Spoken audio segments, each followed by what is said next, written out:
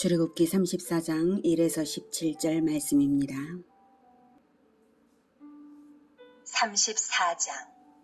여호와께서 모세에게 이르시되 너는 돌판 둘을 처음 것과 같이 다듬어 만들라. 내가 깨뜨린 처음 판에 있던 말을 내가 그 판에 쓰리니 아침까지 준비하고 아침에 시내산에 올라와 산 꼭대기에서 내게 보이되 아무도 너와 함께 오르지 말며 온 산에 아무도 나타나지 못하게 하고 양과 소도 산 앞에서 먹지 못하게 하라. 모세가 돌판 둘을 처음 것과 같이 깎아 만들고 아침에 일찍이 일어나 그 두 돌판을 손에 들고 여호와의 명령대로 시내산에 올라가니. 사랑하는 형제 여러분, 7월 21일 목요일 저녁 목상에 오신 것을 환영합니다. 32장에서 이스라엘이 금송아지 우상 숭배하는 것을 보고 분노한 모세가 십계명 돌판을 깨뜨렸죠. 언약관계가 깨뜨려져 버렸다는 뜻이죠. 이제 다시 두 돌판 준비해 오라고 하십니다. 모세가 하나님과의 교제를 간청하면서 하나님의 영광을 보여달라고 한 것에 대한 응답으로 십계명을 다시 써주시겠다고 하시는 것이고요. 언약관계를 정식으로 회복하시겠다는 것입니다. 십계명 두 돌판은 언약관계의 계약서와도 같아요. 계명은 언약에 따른 의무사항입니다. 그래서 명하신 대로 모세가 돌판 가지고 올라갔더니 하나님께서 여호와의 이름을 선포하십니다. 여호와의 이름을 이제 5절부터 이제 하실 건데요. 여호와의 이름을 선포하신다는 것은 말하자면 서명식입니다. 인간 세계에서의 서명도 법적인 책임을 서명으로 나타내 보이는 것이고 책임 능력이나 책임 인격이 되지 못하는 사람은 서명할 기회가 주어지지 않죠. 책임 능력, 책임 인격이 되는 사람이 자기 인격을 걸고 반드시 책임지겠다는 표시가 바로 서명입니다. 서명한 내용대로 행하지 않으면 법적인 제재가 있게 되는 것이죠. 마찬가지로 하나님의 서명식도 여호와 하나님이 어떤 하나님이신지를 선포하십니다. 5절. 여호와께서 구름 가운데에 강림하사 그와 함께 거기 서서 여호와의 이름을 선포하실세. 여호와께서 그의 앞으로 지나시며 선포하시되 여호와라, 여호와라, 자비롭고 은혜롭고 노하기를 더디하고 인자와 진실이 많은 하나님이라. 인자를 천대까지 베풀며 악과 과실과 죄를 용서하리라. 그러나 벌을 면제하지는 아니하고 아버지의 악행을 자손 3, 4대까지 보응하리라. 네, 하나님의 속성이 이렇다는 것을 알려주십니다. 자비롭고 은혜롭고 노하기를 더디하고 인자와 진실이 많은 하나님이라.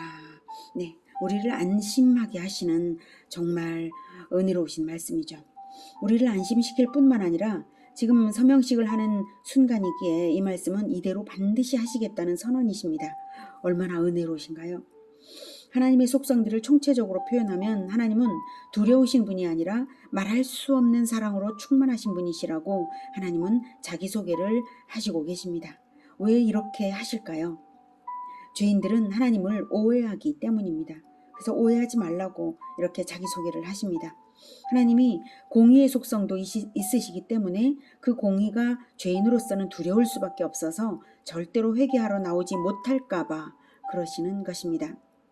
공의가 두려우면 하나님께 회개하러 더 나와야 할 텐데 오히려 사람들은 두려움에 질려서 못 나올 수가 있죠. 그래서 하나님은 자비로우신 하나님이라고 말씀하십니다. 죄가 있으면 하나님 앞에 나와야 하는데 죄의식을 느낄수록 나오는 것이 더 두려워지니까 그렇습니다. 하지만 하나님은 사실 모든 죄인들을 위하여서 자기 아들의 죽음을 준비하신 분이십니다.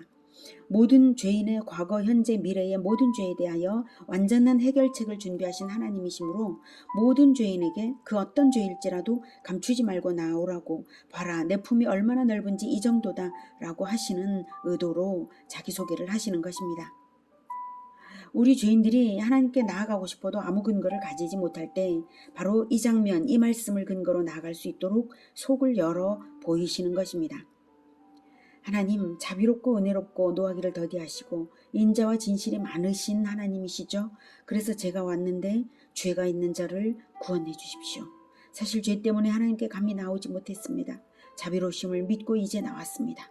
이러면서 나오라고 자기소개를 그렇게 하시는 것입니다. 여호와라, 여호와라. 네, 여호와라는 이름 속에 그런 뜻이 다 들어있으니 여호와라는 이름을 부르면서 죄인들이 나아올 때에 무한한 사랑으로 받아주시는 하나님이시라는 것입니다. 여러분, 인생의 그 어떤 절박한 순간에라도 여호와 하나님을 부르시며 나아가시기를 권해드립니다. 그렇다면 죄 문제를 어떻게 하고 받아주신단 말이냐고 물으실 분이 있으실 거예요. 네, 하나님은 죄 문제를 해결하실 은혜로운 방법을 주셨습니다. 그래서 은혜롭다고 자기소개를 하십니다. 은혜롭고 자비롭고 은혜롭고 노하기를 더디하고, 네, 은혜롭고. 하나님은 은혜로운 분이셔서 죄사함을 받는 데에 대가를 요구하지 않고 선물로 주시겠다는 것입니다. 회개만 하라 이거죠. 대가 지불이 원칙인데 죄의 대가도 무시하고 죄사함을 선물로 줄 수 있냐 하면, 네, 대가조차도 하나님이 준비하시죠. 바로 예수 그리스도입니다. 죄 없으신 하나님의 아들의 죽음, 그것이 바로 모든 죄인을 대신하는 죄의 대가 지불입니다. 하나님은 하나님의 아들을 죄인들을 위해서 속죄의 제물로 내어주시는 사랑을 예정하셨기에 은혜로운 여호와라고 지금 선포하시는 것입니다. 물론 그 은혜를 믿고 받아들이는 자들에게 적용이 됩니다. 하나님의 아들을 죄인들의 죄의 대가 지불로 위해 내어주신 그것이 공의와 사랑을 통합시킨 하나님의 완전한 구원 방법이십니다.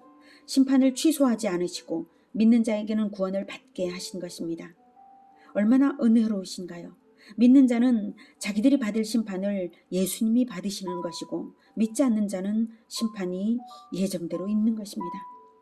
예수 그리스도를 믿고 하나님께 나아가면 하나님은 예수님의 피만 보시고 우리를 받아주시기 위해서 은혜로운 여호와라고 선언하시는 것입니다.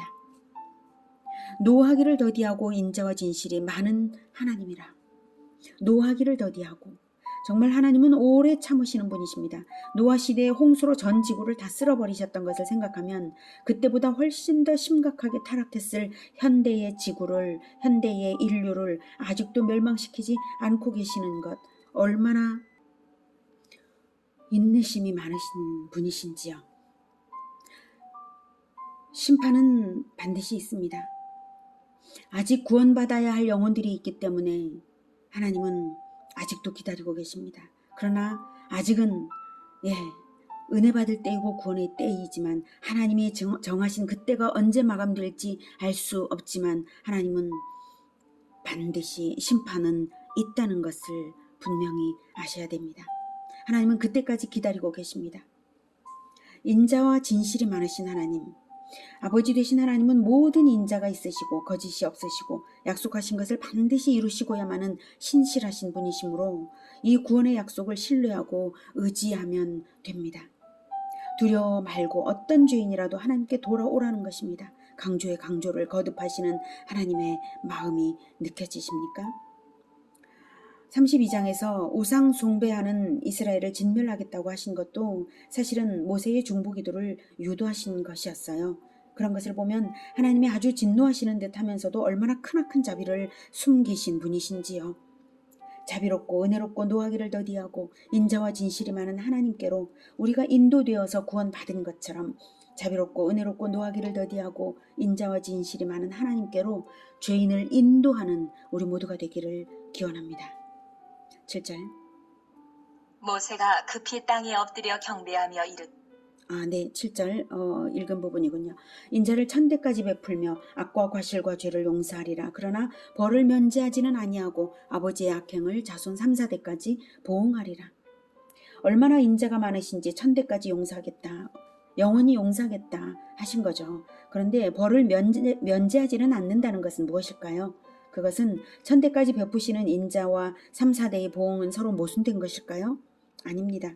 영원한 천국을 죄인에게 주시려고 할 때 사랑의 징계도 주시겠다는 것입니다. 아버지이기 때문에 자녀에게 그러시듯이 하시겠다 이것입니다.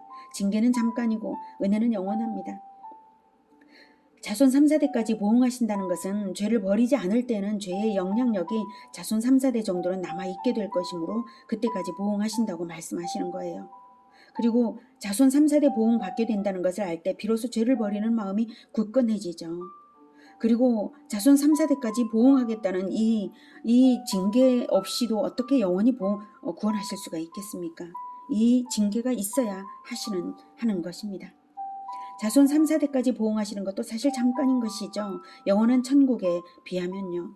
죄인들에게 인자를 1000대까지 베풀 준비를 하셨으니 사랑의 징계도 당연히 하셔야 마땅합니다. 징계를 하지 않는다면 사랑이 없는 것이고요. 징계를 하신다면 그것이 천국을 준비하신 분이기 때문에 천국을 준비하셨으므로 주실 수 있는 징계, 사랑의 증거입니다. 하나님의 자녀에게는 아버지의 한순간의 징계는 사랑의 증거입니다. 영원한 용서를 준비하셨는데 그때그때의 징계는 늘 있다, 이 말씀이시죠. 만약 죄를 짓고 있는데도 징계가 아예 없으면 버림받은 것이죠. 죄를 짓고 있는데도 징계를 안 받는다면 그것은 다행도 아니고 구원도 아닙니다. 이렇게 선포하시는 말씀에서 하나님의 마음이 느껴지십니까? 징계를 하면서라도 반드시 1000대까지라도 이끌어서 인자를 베풀겠다는 말씀이시죠. 그 말씀을 알아듣고 모세가 말을 합니다. 9절. 네. 주여, 내가 주께 은총을 입었거든. 원하건대 주는 우리와 동행하옵소서. 이는 목이 뻣뻣한 백성이니이다. 우리의 악과 죄를 사하시고 우리를 주의 기업으로 삼으소서. 내가 주께 사랑받고 있다면 나를 보시고 우리 백성과 사귀어 주시옵소서라고 하는 거죠.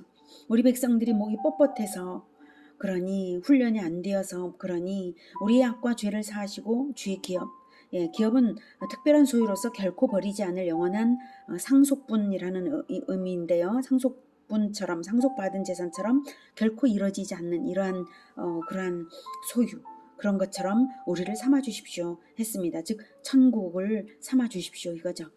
나를 영원히 당신 것이 되게 하소서 하고 있습니다. 이스라엘에게 있어 상속재산은 매매를 결코 하지 않습니다. 영구적인 소유권이 보장된 재산입니다. 그리고 하나님께는 바로 그 이스라엘이 기업입니다. 그래서 모세의 핵심은 영속적인 사귐을 간청하는 것입니다. 여호와의 이름을 무한한 자비로서 선포하시는 이 기회에 이왕 간청할 바에 사귐의 영속성까지 간청하는 것입니다. 모세의 기도에서 무심하게 지날 수 없는 점이 내가 주께 은총을 입었거든입니다.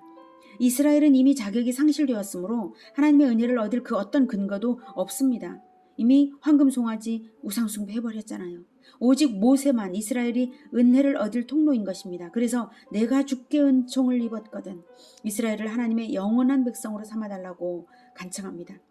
이것이 아주 중요합니다.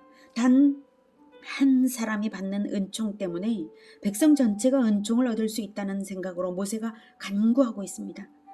우리도 하나님께 은혜를 얻을 수 있는 근거는 단 한 분이 받는 은총입니다. 바로 예수 그리스도께서 하나님의 은총을 받는 독생자라는 사실입니다. 예수님과 하나님 사이의 관계성을 근거로 우리가 구원받을 기초가 있는 것입니다. 예수 그리스도의 중보가 없으면 우리는 결코 구원을 받을 근거가 없습니다. 우리는 3, 4대의 징계를 겸해서라도 영원한 구원을 베푸시는 하나님을 알았습니다. 그리고 우리를 구원하기 위하여 하나님과의 관계성을 근거로 우리를 구원하시고자 자기를 내어드린 예수 그리스도의 간구를 모세를 통해서 봤습니다. 우리는 예수 제자입니다.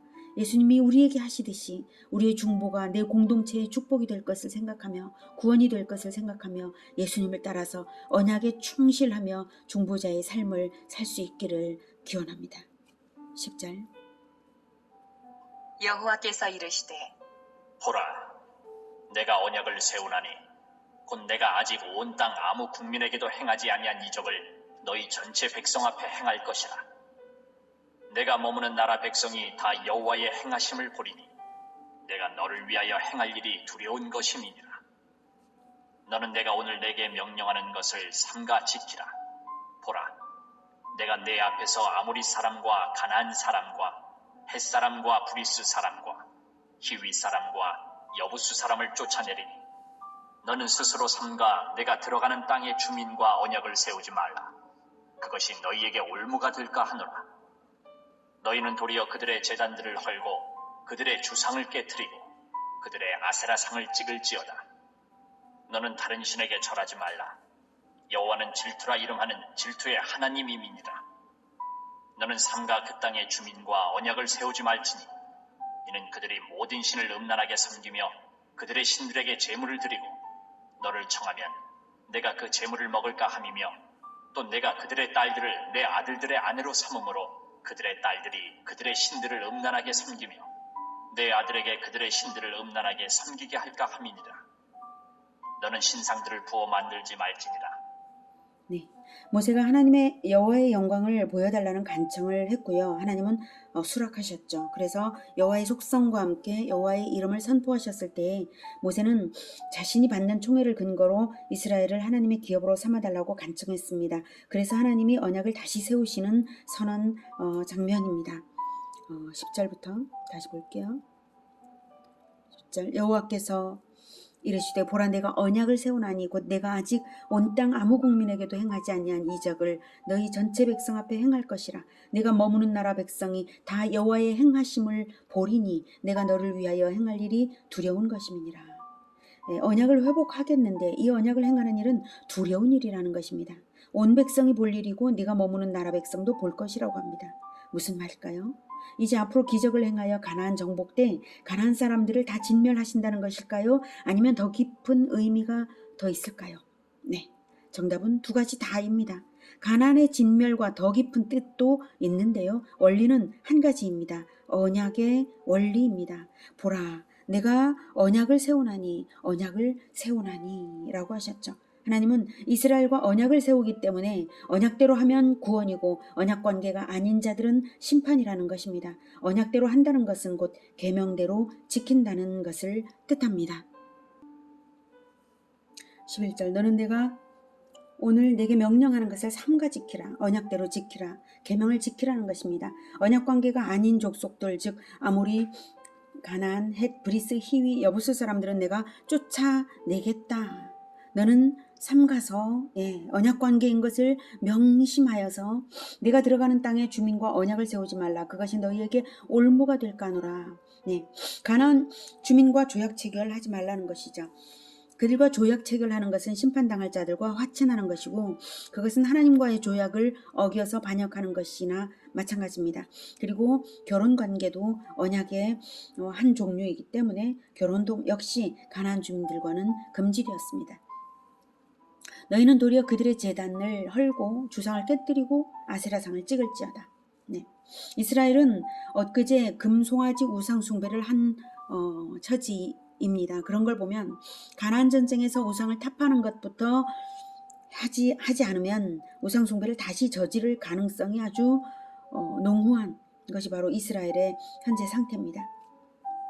14절 너는 다른 신에게 절하지 말라. 여호와는 질투라 이름하는 질투의 하나님이니라.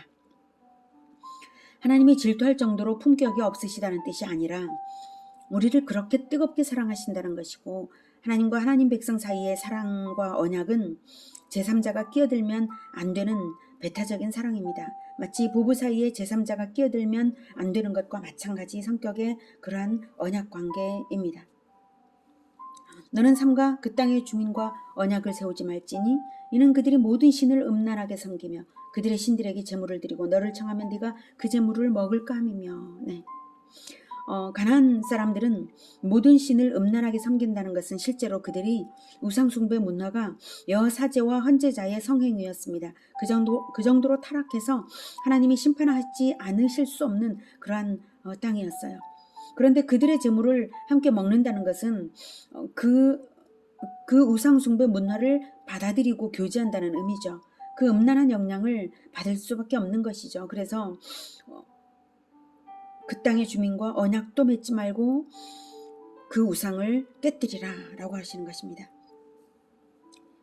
16절 또 내가 그들의 딸들을 내 아들들의 아내로 삼음으로써 그들의 딸들이 그들의 신들을 음란하게 섬기며 내 아들에게 그들의 신들을 음란하게 섬기게 할까 함이니라. 결혼이 언약 관계이기 때문에 그들과 결혼하지 말라는 것입니다. 결혼은 100% 우상 숭배이고 타락한 것이 될 것입니다. 그들과의 결혼은. 우리 기독교인 역시 결혼을 믿는 사람들끼리 해야 하겠습니다. 이미 안 믿는 사람과 교제하고 있다면 먼저 전도를 꼭 하여서 기독교인을 만들어 놓고 결혼을 하시기를 권해드립니다. 17절 너는 신상들을 부어 만들지 말지니라.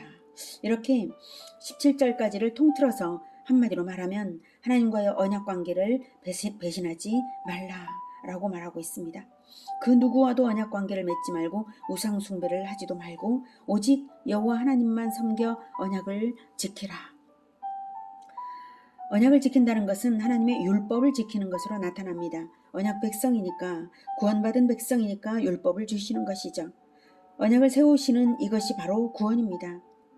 율법을 주셨다는 것은 바로 구원의 증거이고 구원받은 백성들의 생활 양식이 됩니다. 구원이란 하나님과의 언약 관계가 되는 것 그 자체와 또 언약이 성취되기까지의 전 과정이 구원입니다. 언약이니까요. 언약은 성취까지 때가 있습니다. 자, 언약이 왜 두려운 일인가 하면 어기면 멸망이기 때문입니다. 아직 언약은 성취되지 않았습니다. 언약이 주어졌고 확정되었지만 언약이 성취될 때까지 때가 남아있지 않습니까? 어기면 멸망입니다.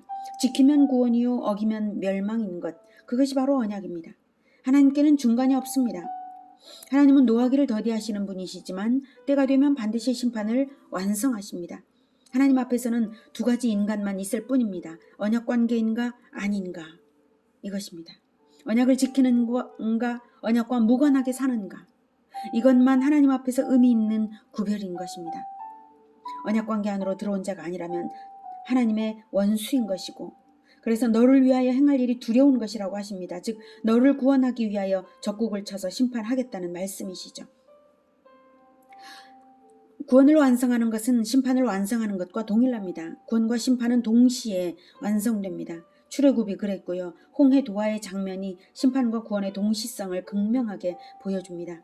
이제 가나안 정복 전쟁에서도 심판과 구원이 성취될 것입니다. 최후의 심판이 다가오는 지구 종말의 때에는 더욱 선명하게 나타날 일입니다. 그러므로 너를 위하여 행할 일이 두려운 것이라고 하셨습니다. 그러기에 입장 분명히 하라는 뜻입니다. 하나님 백성인지 마귀 자식인지 분명히 하라. 영적인 영역은 둘 중 하나인 것이지 중간은 없습니다. 만약 어영부영하다가 적국과 언약을 맺거나 우상숭배를 하면 어떻게 되느냐면 민수기 33장 56절에 나는 그들에게 행하기로 생각한 것을 너희에게 행하리라 라고 말씀하셨습니다. 레위기에서도 규례와 법도를 지킬 것인가 세상 백성들의 풍속을 따를 것인가에 따라 그 땅을 얻을 것인가 땅이 토하여 내는 신세가 될 것인가로 갈립니다. 레위기 20장 22절에 너희는 나의 모든 규례와 법도를 지켜 행하라. 그리하여야 내가 너희를 인도하여 거주하게 하는 땅이 너희를 토하지 아니하리라 라고 말씀하십니다. 하나님의 모든 자기 백성에게 행하시고 그 백성이 머무는 나라 백성들이 다 볼 그 두려운 일은 바로 가나안 정복만이 아닙니다. 가나안 정복을 포함해서 이스라엘 역사 내내 행하실 일 전체와 궁극적으로 예수 그리스도의 십자가입니다. 가나안 족속을 심판하여 이스라엘에게 넘겨주셨던 하나님은 마침내 완전한 심판을 예수님에게 행하셨습니다. 그것은 예수님 안에 들어온 언약 백성들에게 심판을 내리지 않기 위해서입니다. 예수님이 당한 십자가 심판의 사랑을 믿어서 언약 안에 들어온 자들은 예수님의 죽음이 유효하게 되고 예수님 안으로 들어오지 않는 자들은 언약 밖에 있으므로 멸망을 당합니다. 결국 그렇게 되는 것입니다. 그러므로 복음은 믿으면 구원이요 안 믿으면 심판인 것입니다. 안 믿으면 이미 언약 밖에서 심판 아래에 있는 상태를 유지하여서 심판이 완성되게 되는 것입니다. 그것이 참으로 두려운 일이기에 내가 너를 위하여 행할 일이 두려운 것이라고 하신 것입니다. 모세가 우리를 주의 기업으로 삼으소서 기도했는데 예수 그리스도의 십자가로 보증한 것이 아니라면 어떻게 영원한 기업이 되겠습니까? 영원한 것을 약속하는데 다른 어떤 불완전한 것으로 대가 지불이 되겠습니까? 보증이 되겠습니까? 그리스도의 십자가는 바로 공의의 심판이요 사랑의 구원이요 죄인에게는 결코 죄를 면제할 수 없으므로 심판을 반드시 하신다는 것을 보여주시는 것이고 믿는 자에게는 완전한 심판이 이미 그리스도에게 실현되었으므로 구원이신 것입니다. 아니라면 그것이 아니라면 하나님의 아들이 왜 죽기까지 하겠습니까? 이것이 그리스도의 백성을 위한 것입니다. 그래서 죄 없는 그리스도가 왕이시니 모든 자기 백성을 대표합니다. 하나님은 언약에 제물의 피 없이 죄인과 언약을 하시는 분이 아닙니다. 제물의 피로서 언약하셨습니다. 그런데 지금 제사 행위 없이 언약을 회복하시고 계시죠. 처음 언약식을 이미 했으므로 반복할 필요가 없어서 안 하시기는 하지만 그 정신은 다시 말씀하시는 거예요. 피의 언약식을 했지 않습니까?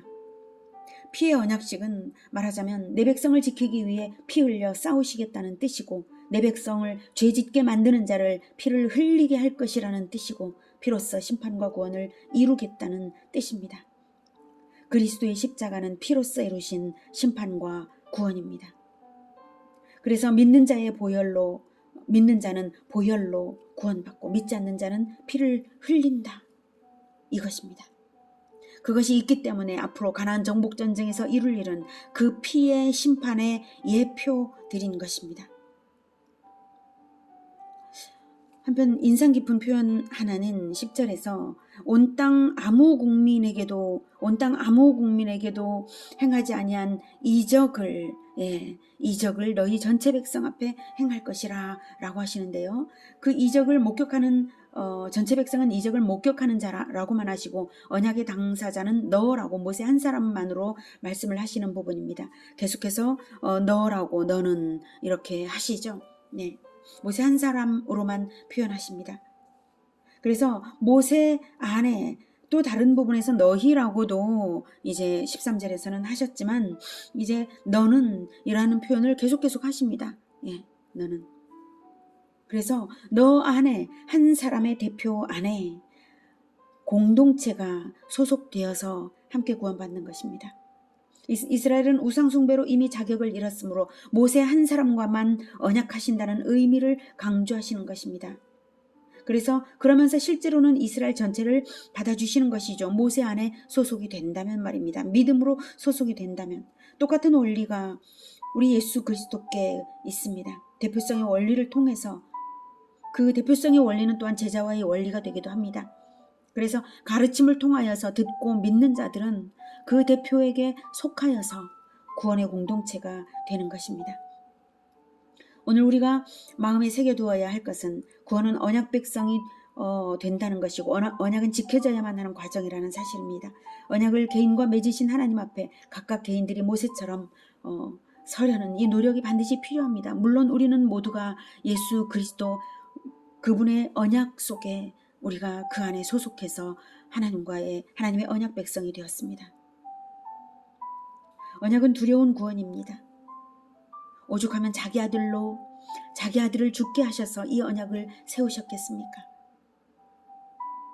자비롭고 은혜롭고 노하기를 더디하고 인자와 진실이 많은 하나님, 인자를 천대까지 베풀며 악과 과실과 죄를 용서하시지만 그러나 벌을 면제하지는 않으시고 자손 3, 4대까지 보응하시는 하나님 앞에서 우리가 할 것이 무엇입니까? 신속한 회개, 언약을 지켜 계명을 실천하는 것, 그리고 자비로우신 하나님을 대대로 알려서 구원 안에 들게 하는 것입니다.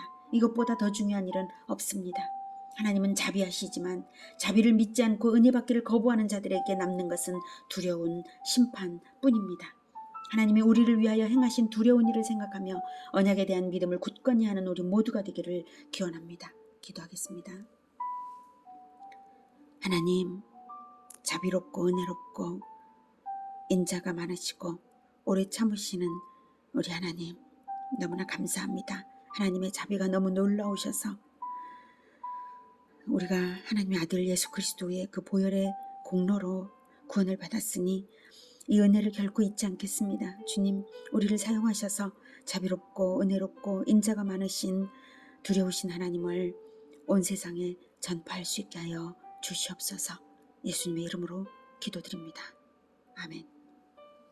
이어지는 시간은 개인 기도 시간입니다.